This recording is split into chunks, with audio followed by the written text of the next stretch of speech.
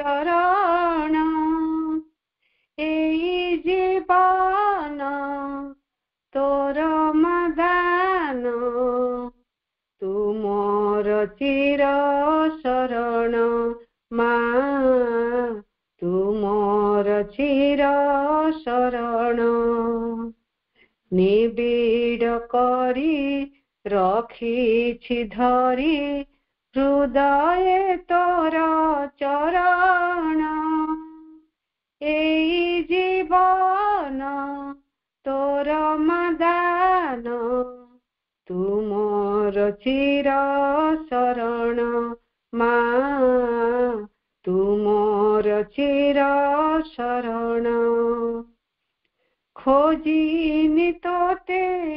तू अजाचिते देइछु धरा पासे मोर थिली मुरही अलगा होई तू आग लगाइछु डोर खोजिनी तोते तू अजाचिते देइछु धरा पासे मोर थिली मुरही अलगा होई तू आग लगाइछु डोर तो काम पाई करुणा बही तो काम पाई करुणा बही करिछु मते बरण एई जीवन तोर मदान तुमोर चिर शरण मां तुमोर चिर शरण जानी पारे ना कि संभावना मोठारे तुझे कली सते नेई छुटाणी कोल को पुणी देइछु पोछि धूली तेते जानी पारे ना कि संभावना मोठारे तुझे कली सते नेई छुटाणी कोल को पुणी देइछु पोछि धूली केते तू चाहु जाहा हेबी मुताहा तू चाहु जाहा हेबी मुताहा कर तो इच्छा पूरण एई जीवन तोर मन मां तुमोर चिर शरण निबिड़ करी रखिछि धरी हृदय तोर चरण एई जीवन तोर मदान तुमोर चिर शरण मां तुमोर चिर शरण मां तुमोर चिर शरण कृतज्ञता मां वंदे मातरम। धन्यवाद अप्पा। अशेष कृत সেই পরম সচিদানন্দ স্বরূপ परम शाश्वत जी की ये अज्ञान पृथ्वी रे अवतरण करथिले मनुष्यर चेतना को रूपांतरित करी ये पृथ्वी रे एक दिव्य स्वर्ग राज्यर गठनर संकल्प नहीं एक दिव्य संकल्प को कार्यकारी करबा पई जी एठारे अवतीर्ण होइथिले केते संघर्ष करिसंती केते प्रयास करिसंती केते साधना करिसंती मनुष्य पई ये पृथ्वी सब बेले तांको पई ऋणी हे रहिबो। आजिर दिनटी होछि तांकर ए पार्थिव भौतिक शरीर को से त्याग करथिले तांकर ए महान कार्य पई जहा एजावत भी से सूक्ष्म जगत रही करि चली तांकर पाद पद्म रे अनंत कोटि कृतज्ञता भरा प्रणाम। करुणामयी मां पाद पद्म रे हृदय मध्य अनेक अनेक प्रणाम। आज आलोचना चक्र रे योगदान करिथिबा समस्त दिव्य अभिप्सु भाई भौणी मान को अंतर श्रद्धा अंतर सम्मान और प्रणाम। आज कार्यक्रम नेतृत्व नौचंती सम्मानिया प्रतिभा अपा और कार्यक्रम रे सहयोग करुछंती कांचन अपा सेमानकु मध्य अनेक अनेक सम्मान। आमे गत अधिवेशन रे जहा पढ़ी ताकु टिके मने पकेवा। सप्तम पाराटी जहा आलोचना हेतिला ताकु मने पकेवा एवं अष्टम पाराटी को जिबा। आमे पढ़ी जे mental life thus evolving in man is not indeed a common possession। सार्वजनीन भाव रे मनोमय जीवनटी बा मनीष भितरे ये जो मनोमय जीवनटी विकसित हो चली से गोटे सार्वजनीन संपद सार्वजनीन विषय होकरी नहीं बा समस्त भितरे मनोमय चेतनाटी पूर्ण भाव रे विकसित होई नहीं। इन actual appearance it would seem as if it were only developed to the fullest in individuals and as if there were great numbers and even majority in whom it is either a small and ill organized part of their normal nature or not evolved at all or latent and not easily made active। अर्थात प्रभु कहिथिले जे एपरि जणा पडुछि जे जो परिपूर्ण मनटी केतेक मात्र अल्प केतेक व्यक्ति भितर विकसित होइछि। जो मानक भितरे मनटी पूर्ण विकास लाभ करिछि से मानक प्रभु इंडिविजुअल्स बोली कहिथिले। इंडिविजुअल बा व्यक्ति से माने व्यक्ति हेलेनी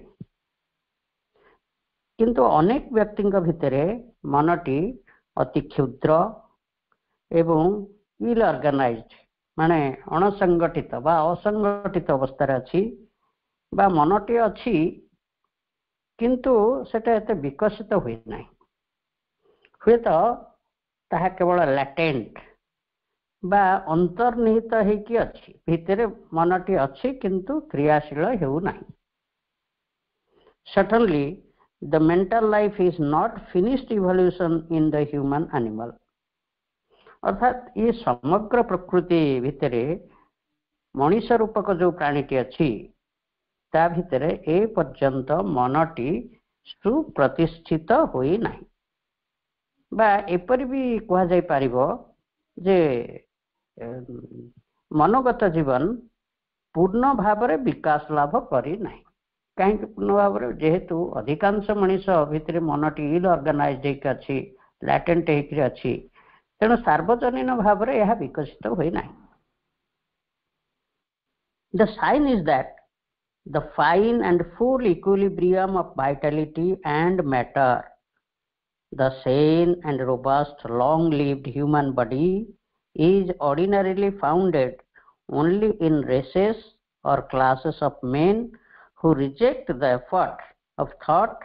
its disturbances, its tensions, or think with the material mind। एथुरु एक कथाटी मध्य जणा पडुछि जे जो मनीष मानक भितरे विशेष मानसिक चिंता भावना नहीं मानसिक चिंता भावना नहीं तेणु भावना जनित जो आंदोलन डिस्टर्बेंसेस एंड टेंशन्स जहाँ मन भितर थाए जो मानक भितरे एटा किछि न थाए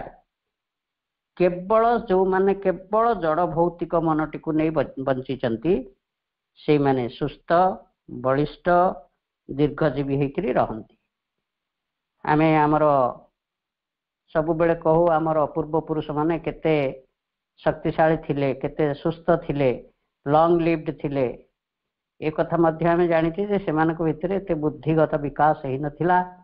तेणु बुद्धिगत विकास हेनी माने चिंता और भावना राजी रे सेमाने दुर्बल थिले। तेणु मेंटल डिस्टर्बेंसेस, मेंटल टेंशन्स किछि नथिला। तेणु सेमाने लॉन्ग लिव्ड हेकी रहिथिले, बलिष्ठ हेकी रहिथिले, सुस्थ हेकी रहिथिले। तार अर्थ सेमानक भितरे गोटे जड़ और प्राण मध्यरे गोटे समतावता प्रतिष्ठित हेतिला। केवल जड़ प्राणगत जीवन टी सहित सेमाने संश्लिष्ट थिले। किंतु मानसिक विकास टी एते प्रवृत्ति लाभ करि नथिला। अच्छा, आमे खाली अधिक दिन बंची रहिले, खाली सुस्थ होइकी बंची रहिले कौन लाभ, कौन बेसी दिन बंची रहिबार लाभ कौन? मनुष्य होइकरी जदि कौनसी मानसिक वृत्ति नाही ताले खाली अधिक दिन बंचीबार कौन सार्थकता अछि? सेमानक भितरे कौनसी मानसिक सामर्थ्य ना नथिला। चिंता भावना क्षेत्र में सेमान तो एकदम दुर्बल थिले, किछि चिंतादक नाही, टेंशन नाही, तेणु अधिक दिन बंची रहंती। एटा एबे भी प्रमाणित होउछ सेही कथा। आमे भी कहूछु जो टेंशन न रहिले मनुष्य अधिक दिन बंची रहइबो, सुस्थ रहइबो। एटा कि प्रभु एटा को गोटे गुड साइन बोली कहूना। This is not a good sign. कारण मनमय जीव हिसाब रे मनटी जदि काम करू नाही ताहले ताकू मनुष्य बोली केमती कहाजिबो? एई कथारू एई जना पडुची जे देह प्राण सह मनटी ए पर्यंत, मनटी कहले बुद्धिगत मनटी, जड़ प्राणगत मनटी मटेरियल माइंड टी हार्मोनियस ही जाइछि बॉडी सहित, किंतु बुद्धिगत मनटी ए पर्यंत एई जड़ प्राणगत देहटी सहित खाप खाई पारि नाही बा इक्विलिब्रियम स्टेट को आसी नाही। Indeed the increasing effort towards a more intense mental life seems to create frequently an increasing disequilibrium of the human elements, so that the eminent scientists to describe genius as a form of insanity, a result of degeneration, a pathological morbidity of nature. प्रभु कहते जे एपरि देखा जाइछि जे जेउ माने मनर वास्तव उपयोग करूछंती, जो माने मनर वास्तव उपयोग करूछंती बा बुद्धिमान लोक माने को क्षेत्र रे बा यथार्थ मनोगत जीवनटी जो माने अनुशीलन करूछंती सेमानक भितरे मानवीय उपादान अर्थ देह प्राण मन मध्यरे गोटे असमता अवस्था सृष्टि होछि। सेति पई वैज्ञानिक माने कहउछंती जे जेउ माने प्रतिभा संपन्न व्यक्ति बा जीनियस जो माने से माने प्रायतः पागल, यह एक अधोगति बा प्रकृतिर गोटे व्याधि बोली से माने कहउछंती। किंतु प्रभु कहउथिले जे एटा गोटे अतिरंजित कथा, प्रकृति काहेकि एभଳି करूची, कौन ए भितर होउची, से माने ए कथा को बुझी नांती, सेही सत्यटी को आविष्कार करि नांती। तेणु ए कथाटी गोटे अतिरंजित कथा। किंतु प्रकृत कथा हला when taken not separately but in connection with all other relevant data point to a different truth। अर्थात ये जो वैज्ञानिक माने जो अतिरंजित करी जो कथाटी कहले, जो माने जीनियस से माने आइदर पागल बा दुर्बल, एटा गोटे प्रकृतिर व्याधि, ए भली जो कथा कहले प्रभु कहउछन जे ये सब ठीक अछि, से मानकर वैज्ञानिक मत को आमे नबा एवं इवोल्यूशनरी ऑल द डाटा को आमे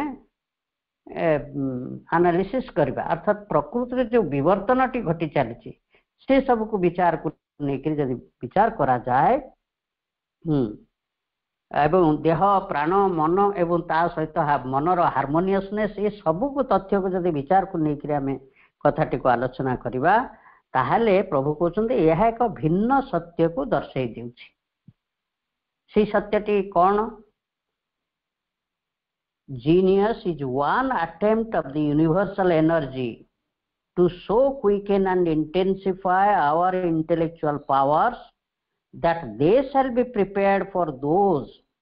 more puissant, direct, and rapid faculties which constitute the play of supra-intellectual or divine mind. प्रभु कहउछन जे अर्थात से जो सत्यटी होची जे प्रतिभा बा जीनियस होची ये विश्व रे कार्य करुथिबा परमा शक्ति, ये विश्व रे जो परमा शक्ति कार्य करूछंती तंकर गोटे प्रयास से गोटे प्रयास करूछंती। से प्रयासटी होची आमर बुद्धिर सामर्थ्य को बहुत तीव्र भाव में विकसित कराइबा, जहाँ को आम जीनियस कहूँ। परमा शक्ति तांक भितरे बुद्धिर सामर्थ्य को खूब बेसी भाव में तीव्र भाव में विकसित कराउछंती,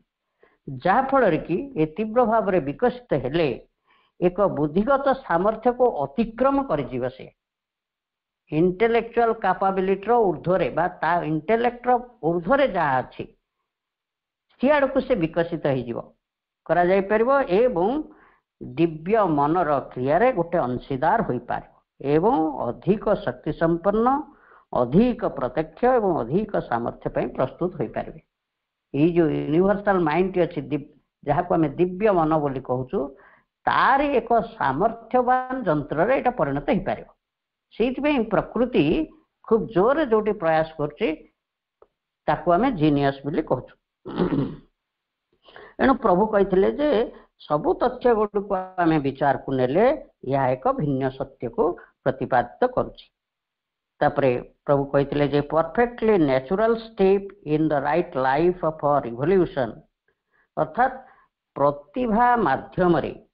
प्रकृति जो दिव्य मनटी को विकसित करि आनिबा पई चाहूची ता हेउची प्रकृतिर विवर्तन क्रम रे परवर्ती पदक्षेप। बुद्धिगत मनटी को तो विकसित करुचे एवं ता परवर्ती पदक्षेप डिवाइन माइंड को विकसित करे आनिबा पई प्रकृति खूब तीव्र भाव में कार्य करुचे। तापर प्रभु कही जे प्रकृति देहगत जीवन सह जड़ मन बा मटेरियल माइंड को समतावस्था को आनी सारी। तापर बुद्धिगत मनटी को मध्य जीवन सहित समता अवस्था को आनिबा पई प्रयासरत रही बा वर्तमान से कार्यटी चली। बुद्धिगत सामर्थ्यटी जमती सार्वजनीन भाव में समस्त भीतर विकसित हो आसीबो से कथाटी प्रयास करुची। बा आम एमती कह ये बुद्धिगत मनटी समस्त भीतर पर्यटन फिटिंग है नहीं, आकोमोडेट है नहीं। हाँ एवं आउ केतेकंक भितरे प्रकृति प्रयास करुची ये बुद्धिगत स्तरटी को अतिक्रम करी दिव्य मनर स्तर को आनिबा पाई बा एटा इवोल्यूशनरी वे रे बा विवर्तनर परवर्ती पदक्षेपटी को प्रकृति मध्य कार्य करिबारे लागिछि। एही प्रक्रिया रे एई जो प्रक्रियाटी चली प्रकृतिर या भितरे किछि किछि असुविधा होउछि मनुष्यर। आम जमी कहले जो जीनियस मानकर देह खराब होचे से माने पागल बा तांकर बेसी दिन से माने रोगाक्रांत हो जाती, खूब कम बयस रे देह त्याग करती इत्यादि यही सब असुविधा होउछि किछि। किंतु प्रभु कही एटा गोटे एते विशाल कार्य प्रकृति जो करुची ता भितर यही क्षयक्षति गोटे मामूली कथा। किंतु ये मामूली कथा को यही सत्यटी को जो माने जानी नाहंती से माने कहउचंती जो मानकर प्रतिभा अछि से माने पागल। ये थिला गत अधिवेशन आलोचना। तापर आसीबा आमे पारा 8 को। पारा 8 रे प्रभु कहउचंती जे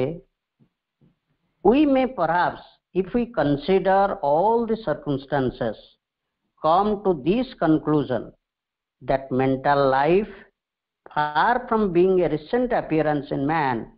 is the swift repetition in him of a previous achievement from which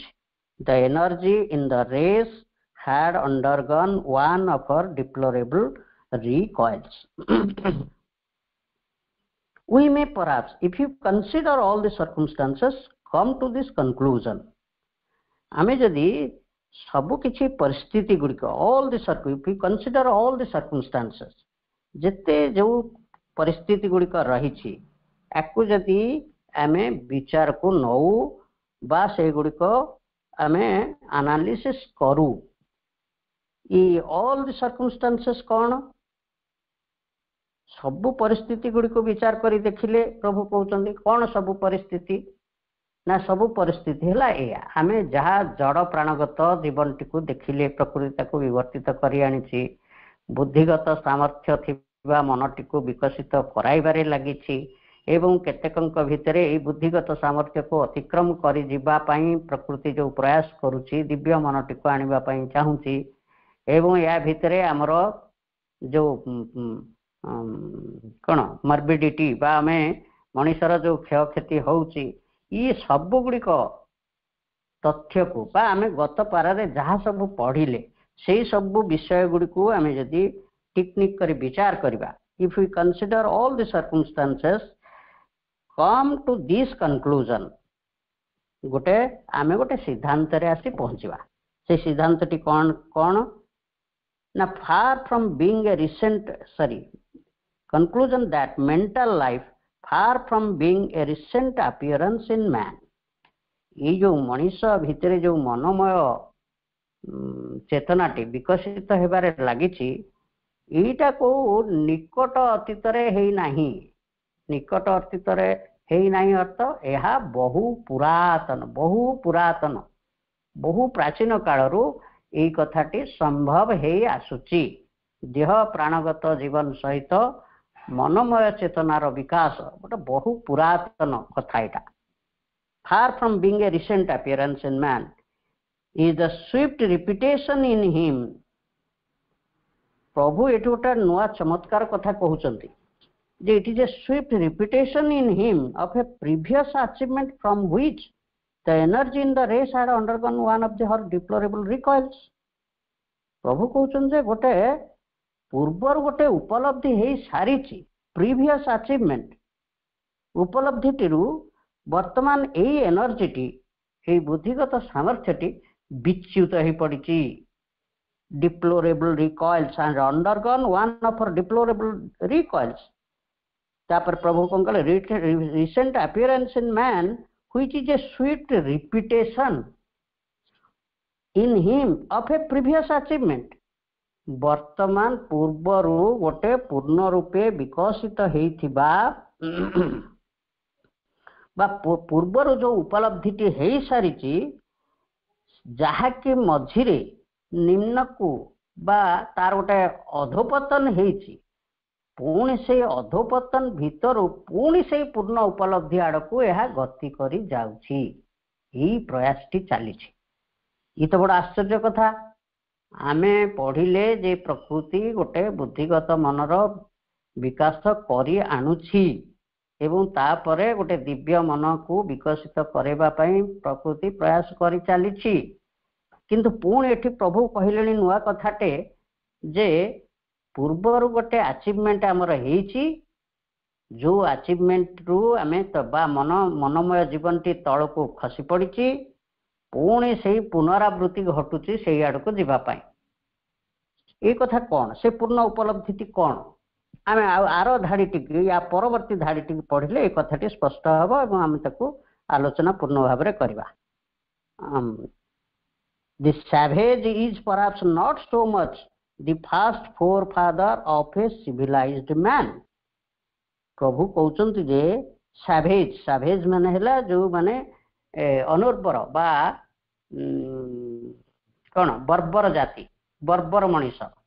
savage आमे जानिछे जे वर्तमान सभ्य मनीषंक पूर्वरु किए सब थिले पृथ्वी पृष्ठ रे सब ये सैवेज माने ही थिले जो माने बुद्धिगत सामर्थ्य नथिला अनुर्बर बुद्धिगत सामर्थ्य बण जंगल रे बुलुथिले कंचा मांस खाउथिले पहाड़ खोल रे बंचुथिले जीवन बंचुथिले गोटे अनुर्बर जाति ये पृथ्वी पृष्ठ थिले पृथ्वीर चारिआडे थिले एवं तापरे सभ्यतार विकास होइछि बा वर्तमान आधुनिक मनीष माने आसीचंती किंतु प्रभु कहउछन आमे कहिबा जे सेई माने हमर पूर्व पुरुष किंतु प्रभु उल्टाटा कहउछंती आ गोटे कथा कहउछंती कोन को the savage is perhaps not so much the first forefather of civilized man ନାଇଁ ନାଇଁ ସେଇମାନେ ଆମର ପୂର୍ବପୁରୁଷ ନୁହନ୍ତି। ଏ ସାଭେଜ ବା ବର୍ବର ଜାତି ଆମର ପୂର୍ବପୁରୁଷ ନୁହନ୍ତି। as the degenerate descendant of a previous civilization, ପ୍ରକୃତରେ ଏଇ ଯୋଉ ବର୍ବର ଜାତି ଆମେ ଯାହାକୁ ଭାବୁଛୁ ସେମାନେ ଆମର ପୂର୍ବବର୍ତ୍ତୀ ବଂଶଧର, ସେମାନେ ନୁହନ୍ତି। ବରଂ ସେଇ ଯୋଉ ବର୍ବର ଜାତିଟି ହଉଛି କିଏ ସେ ଦି ଡିଜେନେରେଟ ଡିସେଣ୍ଡାଣ୍ଟ ବା ଡିଜେନେରେଟ ବା ଅଧୋପତିତ ହେଇଥିବା ବଂଶଜ ବା ତଳକୁ ଖସି ପଡ଼ିଥିବା ନିମ୍ନକୁ ଖସି ପଡ଼ିଥିବା ବଂଶଜ। କାହାର? ଡିସେଣ୍ଡାଣ୍ଟ ଅଫ ଏ ପ୍ରିଭିୟସ୍ ସିଭିଲାଇଜେସନ। ଗୋଟେ ଅତୀତର ସଭ୍ୟ ମଣିଷ, ପୂର୍ବରୁ ସଭ୍ୟତା ଗୁଡ଼ିକ ଥିଲା, ସଭ୍ୟ ମଣିଷ ଥିଲେ, ମାନସିକ ସାମର୍ଥ୍ୟରେ ବହୁତ ଉନ୍ନତ ସ୍ତରର ମନୀଷୀ ମାନେ ଥିଲେ, କିନ୍ତୁ ତାପରେ ପରେ ଗୋଟେ ଅଧୋପତନ ହେଇଯାଇଛି ମଣିଷର ବା ବୁଦ୍ଧିଗତ ସାମର୍ଥ୍ୟର ଅଧୋପତନ ହେଇଛି। ଏବଂ ଅଧୋପତନ ପରେ ବର୍ତ୍ତମାନ ଗୋଟେ ସଭ୍ୟ ମଣିଷକୁ ଆମେ ଦେଖୁଛୁ। ଅର୍ଥାତ୍ ଏଇ ସଭ୍ୟ ମଣିଷର ମନଟି ବର୍ତ୍ତମାନ ସେଇ ଯୋଉ ପୂର୍ଣ୍ଣ ଉପଲବ୍ଧି, ପ୍ରଥମ ସଭ୍ୟ ମଣିଷ ଭିତରେ ଯାହା ଭିତରେ ପରିପୂର୍ଣ୍ଣ ବିକାଶର ମନଟି ଥିଲା, ସେଇ ପ୍ରୟାସଟି ବର୍ତ୍ତମାନ ପୁଣି ଥରେ ହଉଛି, ଯେହେତୁ ଅଧୋପତନଟି ଘଟିଛି। ଏଇ କଥାଟି କହୁଛନ୍ତି। ଆମେ ଏ କଥାଟିକୁ କେମିତି ଜାଣିବା ଯେ ପ୍ରକୃତରେ ଆମର ଏଇ ବର୍ବର ଜାତି ପୂର୍ବରୁ ଏମିତି ସଭ୍ୟତା ସବୁ ଥିଲା? ଏ କଥା ଆମ ଇତିହାସ ଆମକୁ କହେ। ଆମେ ଜାଣିଛେ ସମସ୍ତେ ଯେ ପୃଥିବୀରେ କେତେ କେତେ ପ୍ରାଚୀନ ସଭ୍ୟତା ମାନ ଗଢ଼ି ଉଠିଥିଲା। ଏଇ ବର୍ବର ଜାତିଙ୍କ ପୂର୍ବରୁ ସେମାନେ ସଭ୍ୟ ମଣିଷ ମାନେ ଥିଲେ। ଇତିହାସ ଆମକୁ କହେ। ଆମେ ତ ଆମର ଯୋଉ ବୈଦିକ ସଭ୍ୟତାଟି ଅଛି, ଇଣ୍ଡସ୍ ଭ୍ୟାଲି ସିଭିଲାଇଜେସନ, ଆମର ବୈଦିକ ସଭ୍ୟତାଟି ଆମେ ଜାଣିଛେ କେତେ କେତେ ଉଚ୍ଚତର ଚେତନାରେ ପର୍ଯ୍ୟବେସିତ ହେଇକି ରହିଥିଲେ, କେତେ ଉଚ୍ଚ ମନ, କେତେ ବିରାଟ ସାମର୍ଥ୍ୟର ଅଧିକାରୀ ହେଇ ରହିଥିଲେ ଋଷିମାନେ, ଯେଉଁମାନେ କି ଜଡ଼ରୁ ବ୍ରହ୍ମ ଯାଏ ସବୁ ଚେତନାର ସମସ୍ତ ସ୍ତରକୁ ଅତିକ୍ରମ କରିଥିଲେ, ସବୁକୁ ଜାଣିଥିଲେ। ଏବଂ ତାଙ୍କ ପ୍ରଦତ୍ତ ବେଦ ଉପନିଷଦ ଆଜି ପର୍ଯ୍ୟନ୍ତ ବି ଆମେ ପଢୁଛୁ ଏବଂ ଏହା ବି କେବେ ବି ନିର୍ବାପିତ ହେଇଯିବ ନାହିଁ। ଇତି ଜ୍ଞାନ, ପ୍ରଚୁର ଜ୍ଞାନ ସେମାନେ ଆହରଣ କରିପାରିଥିଲେ। ତାଙ୍କୁ ଆମେ କ'ଣ କହିବା? ସଭ୍ୟ ଜାତି ବୋଲି କହିବା କି ନାହିଁ? ଖାଲି ଆମର ଏଇ ଇଣ୍ଡସ୍ ଭ୍ୟାଲି ସିଭିଲାଇଜେସନ କଥା ଛାଡ଼ନ୍ତୁ, ପୃଥିବୀର ଅନ୍ୟ ଭାଗରେ ମଧ୍ୟ ଆମେ ଜାଣିଛେ ବହୁତ ମେସୋପୋଟାମିଆ ସଭ୍ୟତା, ଇଜିପ୍ସିଆନ ସଭ୍ୟତା, ଗ୍ରୀକ ସଭ୍ୟତା, ରୋମାନିଆନ ସଭ୍ୟତା, पर्सियान सभ्यता, चाइनीज सभ्यता, ये सब सभ्यता गुड़िक थिला बहु प्राचीन काल रे। तेणु किंतु एते उच्च कोटीर सभ्यता थिला माने कोन? सभ्य मनीष माने थिले बोली सभ्यता हेतिला। उच्च कोटीर मानसिक चेतनार अधिकारी थिबा व्यक्ति विशेष माने थिले बा सेमानक भितरे प्रकृति गोटे परिपूर्ण मानसिक सामर्थ्य देइथिला, किंतु हठात तार गोटे डिजेनेरेशन हेछि। तापरे मनीष माने सब एमती बर्बर हो जाइछन्ति। बुद्धिगत सामर्थ्य नहीं, बण जंगल रे बास करिबा, कंचा मांस खाइबा, फलमूल खाइकरी प्रकृतिर कूल रे बास करिबा, एई कथाटी हेछि। तेणु प्रभु एइति सेति कहले जे आमे वर्तमान दी धाड़ी की मिसेइकरी बुझिले आमे कथाटी को बुझी पारबा।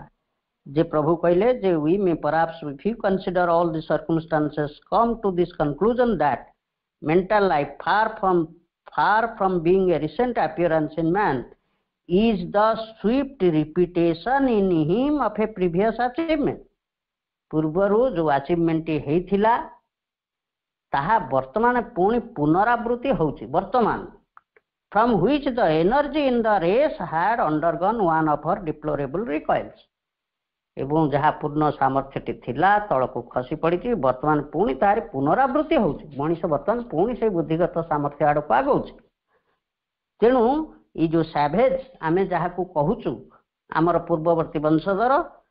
The savage is perhaps not so much the first forefather of civilized man as the degenerate descendant of a previous civilization.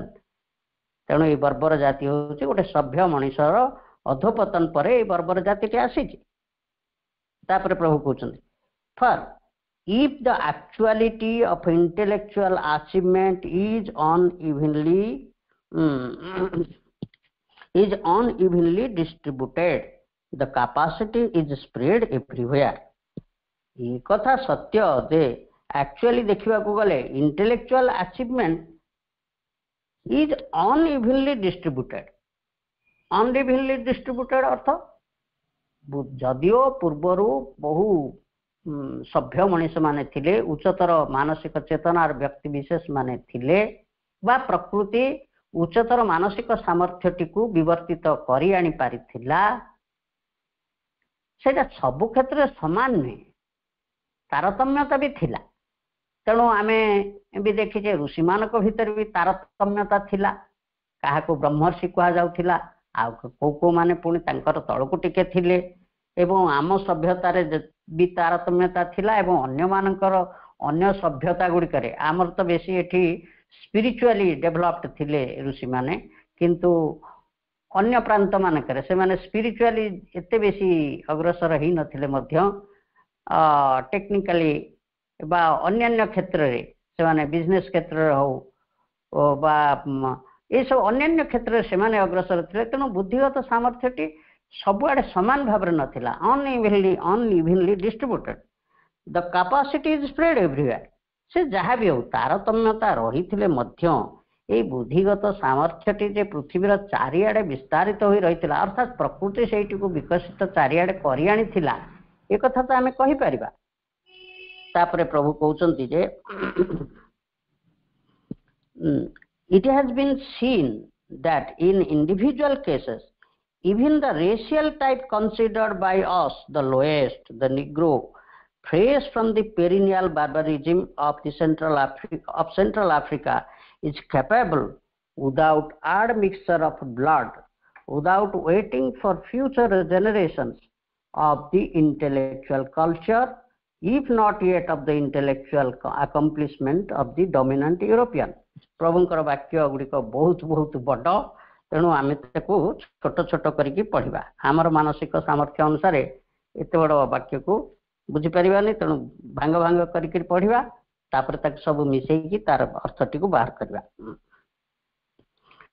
प्रभु कहते it has been seen that in individual cases आमे कौन गोटे व्यक्तिगत क्षेत्र में ये कथा गुड़ी को आमे जेतेबेले देखू,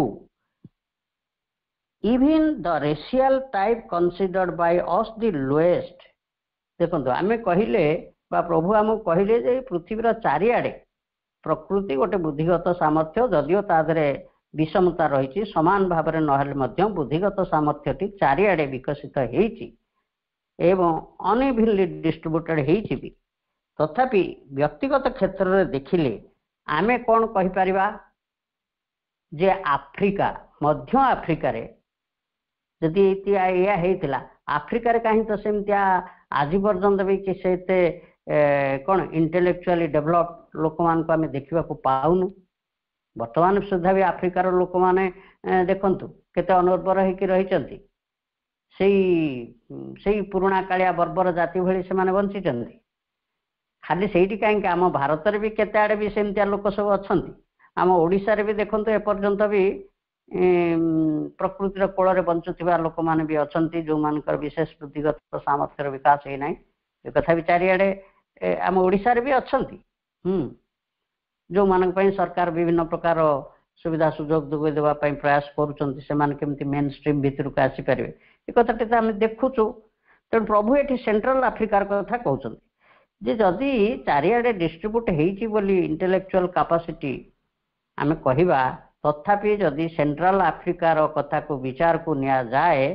सेठी तो वर्तमान सुधा निग्रो माने अछंती। It has been seen that in individual cases even the racial type considered by the lowest, सेमान को जदि लोएस्ट बुद्धिगत सामर्थ्य रे सर्वनिम्न स्तर रे अछंती बोली आमे विचार करबा, the Negro fresh from the perennial barbarism of Central Africa. Perennial barbarism, perennial माने गोटे सब दिन पई बा चिरंतन बर्बरता जेमती सेठी राजनीति करूछि, सेमानकर जेमती आ केबे हेले उन्नति हबो नाही ए भले हमको देखा जाउछि। कहीं केते जुगर से सेमती अच्छा स्टिल देन प्रभु को is capable without admixture of blood without waiting for the future generation of the intellectual culture अर्थात से आफ्रिका रे मध्य केतेक इंडिविजुअल मान को आम जदि कनसिडर करवा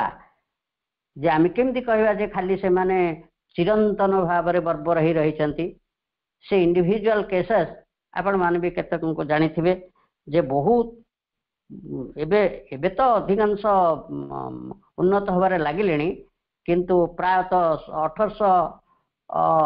1800 मसीहा बा 1800 रु 1900 मसीहा शताब्दी भितर जो माने आफ्रिका रे जो बहुत बुद्धिजीवी माने थिले तांका भितरु केते गुडे ना आपण शुणिथिबे जे प्रथम आफ्रिका महादेश रे ड्यू बोइस बोली जणे तांका नाटा मोर भल करी पाखरे पसुनी ड्यू बोइस जी कि प्रथम आफ्रिका महादेश से प्रथम ग्रेजुएट थिले हार्वर्ड यूनिवर्सिटी जाइके पढ़ी थिले प्रथम ताल तांकर बुद्धिगत सामर्थ्य विकसित होता कि नहीं सेमती जने महिला आना जूलिया कूपर बिली से 1830 रु 1840 भितर सी जने महिला सी जने शिक्षक भी थिले एवं जने प्रवक्ता भी थिले सी मध्य ग्रेजुएट थिले आउरी गोटे आउ जने होचंती सजन ट्रुथ से भी जने महिला से भी ग्रेजुएट थिले एमती बहुत बहुत व्यक्ति प्रभु नहीं अन्यान्य ये रे सबू मु गूगल रे भी देखी बहुत लोकंकर ना सबू से देइथिले जे आफ्रिका महादेश जो प्राचीन काल रे भी जो बुद्धिजीवी माने थिले तांकर सबू लिस्ट मु देखुथिली हां एमन सबू बुद्धिगत स्तर रे उन्नत थिले प्रभु से कथा कहउछन जे जो सेंट्रल आफ्रिका रे वर्तमान वंशगत भाव रे जो माने अछंती कौन निग्रो अछंती से मानकर एई माने जे जो माने सब आगे आसिले बुद्धिगत सामर्थ्य रे से माने जे तांकर वंशगत बोली जना पड़ना तो विदाउट एडमिक्सचर ऑफ ब्लड तांको वंशज बोली माने जना पड़ना किंतु तांकर ठू तो से जन्म होइचंदी प्रभु कहउछन जे से मानक मध्य इंटेलेक्चुअल कल्चर सृष्टि हेइची तेणु एक कथा कहिवार अर्थ होउची जे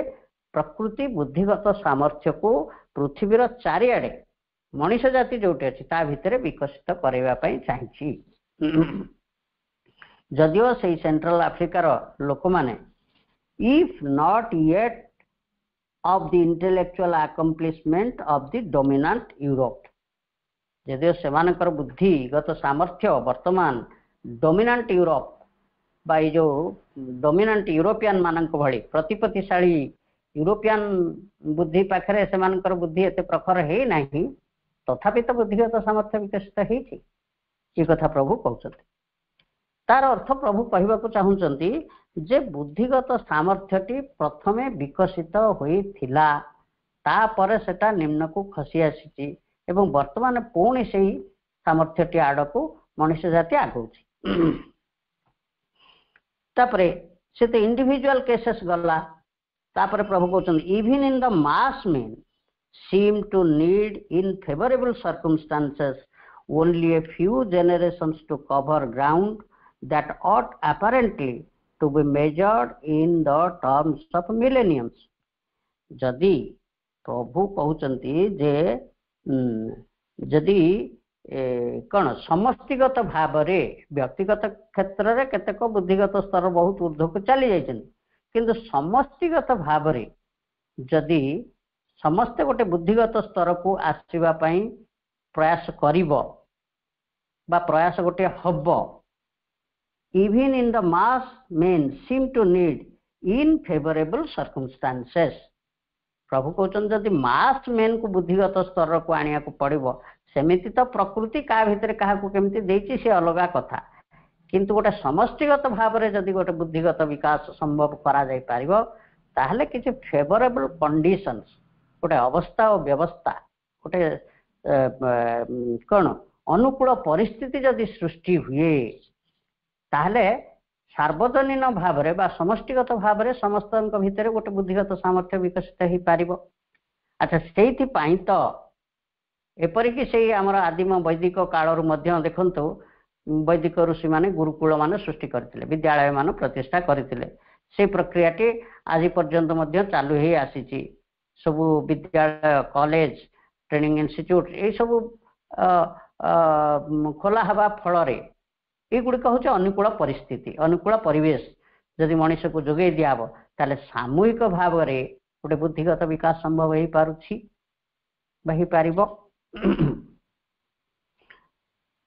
Favorable circumstances, only a few generations to cover ground that ought apparently to be measured in terms of millenniums. हाँ, जदि आमे ए विद्यालय बा कॉलेज गुड़िक, ट्रेनिंग इंस्टीट्यूट गुड़िक बा आउ जहाँ शिक्षा प्रदानकारी जेते जेते व्यवस्था मान करा जाइछि, जदि सेगुड़िक नथांता कौन होता, मनुष्य भितर भी बुद्धिगत सामर्थ्य विकसित होता, कारण प्रकृति ताहा करुछि था, किंतु मिलेनियम्स शताब्दी शताब्दी लगी जाई था। प्रभु यही कथा कहते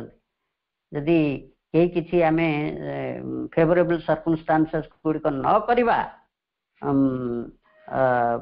अनुकूल परिस्थिति गुड़िक सृष्टि न करिबा, ताले समष्टिगत क्षेत्र रे बुद्धिगत सामर्थ्यर विकास पई मिलेनियम्स बा हजार हजार वर्ष लागिवो प्रकृति की सब करिबा पई। Either then man by his privilege as a mental being is exempt from the full burden of the tardy laws of evolution. देखो प्रभु मनुष्य को केते इम्पोर्टेंट बिली विचार करछंती। हाँ, मनुष्य गोटे मनोमय सत्ता, मेंटल बीइंग,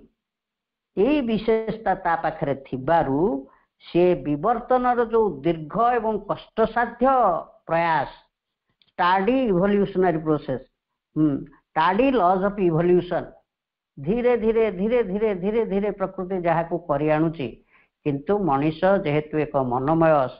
सामर्थ्यर अधिकारी, सी फेवरेबल कंडीशंस गुड़िक सृष्टि करी मनुष्य सार्वजनीन भाव में बा समष्टिगत भाव में ये बुद्धिगत सामर्थ्य को विकसित कराई आनी पारिबो। exempt from the full burden of the tardy laws of evolution, से कष्ट प्रकृतिर कष्ट साध्य प्रयास रु मनुष्य निवृत्ति पाई पारिबो, exempt, or else he already represents and with the helpful conditions and in the right stimulating atmosphere can always display a high level of material capacity for the activities of the intellectual life. खाली सेतिक न खाली school college खोलदेल हम ना, किसी material आमे जमती वर्तमान आमे कहूँ स्टडी मटेरियल सब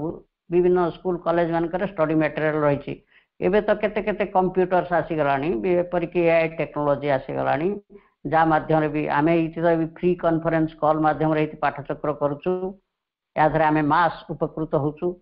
ये जो टेक्नोलोजी गुड़िक मटेरियल कौन कहले प्रभु कड़ा गला मटेरियल कैपेसिटी, मटेरियल बा स्टडी मटेरियल्स विभिन्न प्रकार सुविधा सुजोग जदि सामूहिक भाव में आम तैयारी कलु एवं स्टडी मटेरियल्स गुड़िक सृष्टि कलु जहाँ माध्यम रे पिला पाठ पढ़ाई पारिबा, तांको भितरे बा मास बा समष्टिगत भाव में गोटे बुद्धिगत विकास संभव हो पारिबो। It is not mental incapacity but the long rejection or seclusion from the opportunity and withdrawal of the awakening impulse that creates the savage. अर्थात प्रभु कहले जे जो सैभेज माने बर्बर जाति माने सृष्टि होइतिले मझिरे प्रथमे तो गोटे इम्प्रूव्ड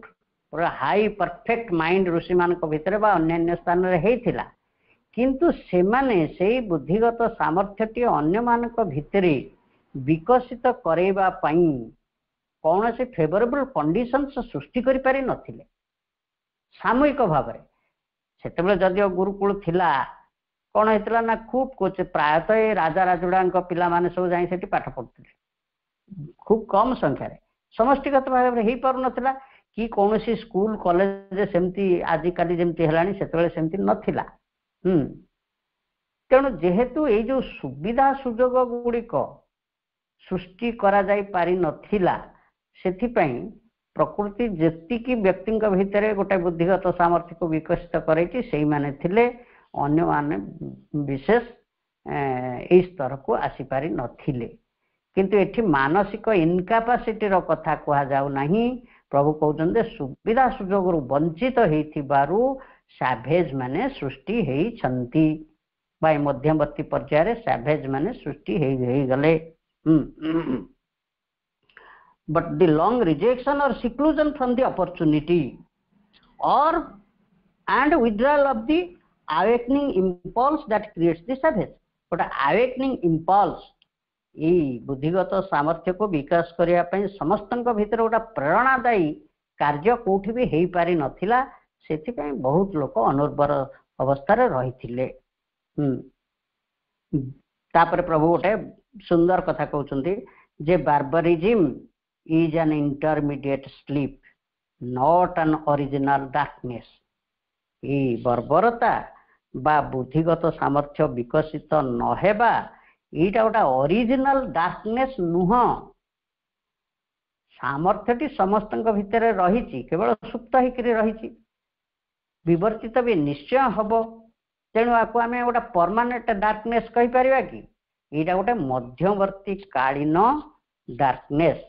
अर्थात वर्तमान से डार्कनेस को अतिक्रम करी मनीष सुविधा सुजोग सृष्टि करी पूरा समष्टिगत भाव में मानसिक उत्कर्षता लाभ करने प्रयास चलती एवं तापर तो प्रकृति चेष्टा कलानी जीनियस मान को सृष्टि करी तांका भितर दिव्य मनटी को नहीं आसी पारिबो एवं से दिव्य मनटी को सबरी भितर जागरण करने प्रभुंकर अवतरण होता पृथ्वी को गोटे अतिमान स्तर को नहीं जावाई प्रभु जावतीय प्रयास जावतीय साधना करिसेंती एवं एते एते समुद्र भली पुस्तक मान आमको उपहार देइचंती आम ताको पढुचु आलोचना करूचु देखंतु प्रयासटी केमिति चलीछि एई सब आमर भी एटा प्रभु भी जमती अन्य क्षेत्र भी कहती आम कौट सब आसचु ना गोटे सुप्रीम लाइट रु आसचु आसिक अंधार रे पड़ीचु पुणी आम से सुप्रीम लाइट आड़ को जाऊचु ताले ये जो टार्डी इवोल्यूशनरी प्रोसेस भितर आम जो दुख कष्ट जंत्रणा मृत्यु को भोगुचु एगुड़ा कौन ताले यहीटा गोटे इंटरमीडिएरी बा इंटरमीडिएट जिनिस यहाँ बेसी दिन रहिबो नै मझिरे आसी एटा पुणी चलीजिवो सेतेबेले चेतना आरोहण कर गोटे पर्याय को ये सब किसी रहिबो नै एटा गोटे मध्यवर्ती पर्यायर कथा गोटे इवोल्यूशनरी प्रोसेस रो ये सब सृष्टि होउची या होउची आजिर पराटे प्रभु एतिक आमको ये कथाटी मानक सब आमको कहले आलोचना टी माँ और प्रभु पाद पद्म अर्पण करी रखा समस्त को अनेक अनेक शुभेच्छा। वंदे मातरम।